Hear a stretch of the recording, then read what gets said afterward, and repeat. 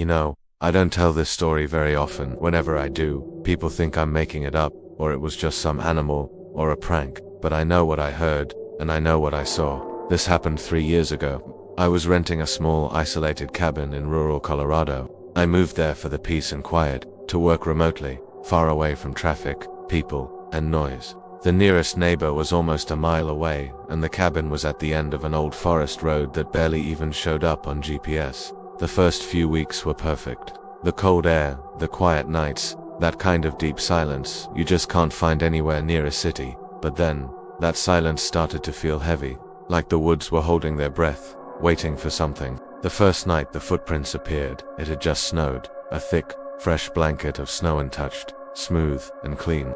I went outside the next morning to grab some firewood, and that's when I saw them, human footprints, but they were bare feet, in the snow. They started from the edge of the forest and led all the way to my front door. Then they went back again, not boots, not shoes, just feet. The prints themselves were small, maybe the size of a child's, but the stride was long, like an adult's long, careful steps. There were no other tracks around, no handprints, no animal prints. Nothing disturbed the snow except those steps. At first, I tried to rationalize it. Maybe a hiker got lost, or a kid wandering too far from home. But the temperature that night had been below freezing. No one in their right mind would walk barefoot through the snow in the middle of nowhere. Still, I tried to brush it off, until the second night. I was lying in bed around 2 a.m. when I woke up suddenly. It wasn't because of a noise, but because of the lack of it. The wind had stopped, the forest was dead silent, and then I heard it crunch snow right outside my window. Slow, deliberate steps. I held my breath, listening. Crunch, crunch, crunch. The sound stopped directly outside my front door. I waited for a knock, but nothing came. Just silence. After what felt like an eternity, I heard the steps again moving away, back toward the trees. I barely slept that night. The next morning, I forced myself to go outside and check, and just like before, there they were. The same footprints, perfectly matching the ones from the previous night, coming from the woods, stopping at my door, and then leaving. For the next 5 nights, it happened again, always between 1 and 3 a.m., always stopping right outside my door. Some nights I'd hear breathing slow, shallow, like someone was just inches away from the thin piece of wood separating us. One time I even heard a whisper. I couldn't make out the words. It sounded distorted, like someone talking from underwater. By the 6th night, I couldn't take it anymore. I moved a heavy chair in front of the door, grabbed the closest thing I could find to use as a weapon, and I sat there in the dark, waiting. Around 2:17 a.m., I heard the steps again. Crunch, crunch, crunch. But this time they moved slower, as if whoever or whatever was out there knew I was awake, waiting for it. When the footsteps stopped, the door creaked slightly.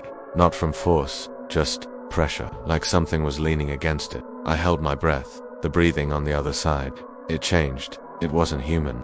It was deep and sharp, as if its lungs were struggling to work, like something was mimicking breathing, but wasn't meant to do it. Then, a voice spoke. It was raspy, and just wrong. It said, "Let me in." My entire body went cold. It repeated, "Let me in." Not shouting, not angry, just asking, like it expected me to obey. I didn't move. I didn't speak. Eventually, the voice stopped, and after a long, heavy silence, the footsteps moved away. The next morning, the footprints were deeper, heavier, as if whatever was making them was bigger or closer than before. I didn't stay another night. I packed my things in broad daylight, locked the cabin, and left everything I couldn't fit in my car. I didn't look back. A few weeks later, my curiosity got the best of me. I called the property owner and asked if anything strange had ever happened at that cabin. There was a long pause on the other end of the line. Then he sighed and said, "You saw the footprints, didn't you?"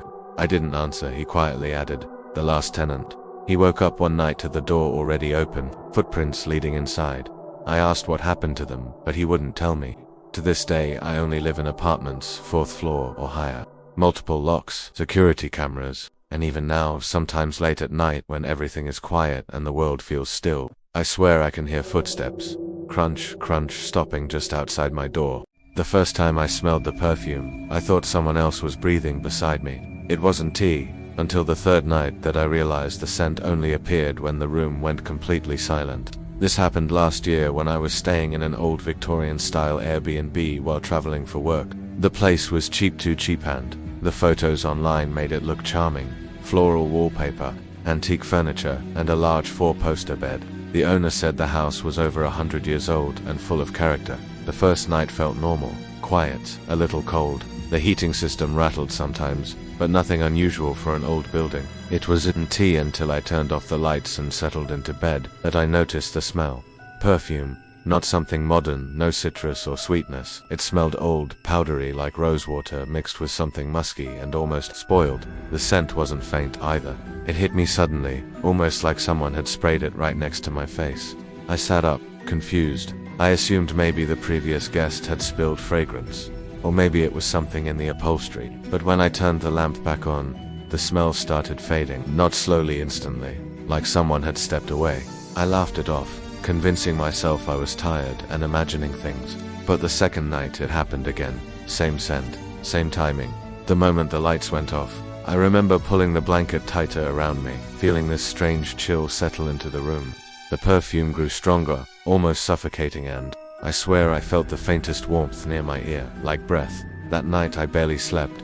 I messaged the Airbnb host the next morning, asking if maybe the room had been cleaned using scented products or if the previous tenant left perfume behind. His reply was short. No one has stayed in that room for months. No one touches the furniture. That sentence bothered me. Why months? Why untouched? By the third night, I already dreaded sunset. I left the lamp on and tried to distract myself with my phone. Hours passed. Eventually, exhaustion won, and I reached over to turn the light off. As soon as the room went dark, the perfume returned. But this time, there was something else. Movement. I heard the soft sound of fabric shifting near the foot of the bed, the kind of sound a long dress would make brushing against wood. I froze. My heart hammered in my chest as the perfume thickened, filling the air like fog. The footsteps were slow dragging and they circled the bed. One step pause, another step. My breathing grew shallow. I didn't dare move. Then something touched the blanket near my leg, not violently, almost fragile, like fingers, tracing. My instincts screamed at me to turn on the light, but I couldn't lift my arm. I couldn't even blink. The touch trailed up my shin, then my thigh light, deliberate until it stopped right above my knee. The perfume was so strong now it burned my nose. Then I heard it, a whisper, right next to my face. I couldn't understand the words, it was too soft, too broken, but it sounded old, tired, like someone speaking after decades of silence. I snapped. My hand shot out, fumbling for the lamp switch. When the light flicked on, everything stopped. The perfume vanished instantly. The room was still, but something was different. The blankets where the unseen hand had touched were wrinkled, gathered, as if someone had gripped them tightly and then let go when the light returned. My entire body was shaking. I didn't sleep that night. At dawn, I packed. Before leaving, I took one last photo of the room, mostly to convince myself I hadn't imagined everything. When I zoomed in later, I noticed something chilling. On the mirror across from the bed, faint but visible in the reflection, was a foggy imprint, like the outline of someone's face just inches from the glass. And along the lower edge of the mirror, smudges shaped like fingertips. I contacted the host again, not to complain, but because I needed answers. He finally replied with a longer message. The woman who owned the house before me died in that room. She used to sit at the mirror brushing her hair every night and always wore the same perfume, rosewater and amber. Guests reported things, so I stopped renting that room. I only reopened it because you booked the whole house. I asked him one more question. Why did she stop? He didn't respond for 2 days.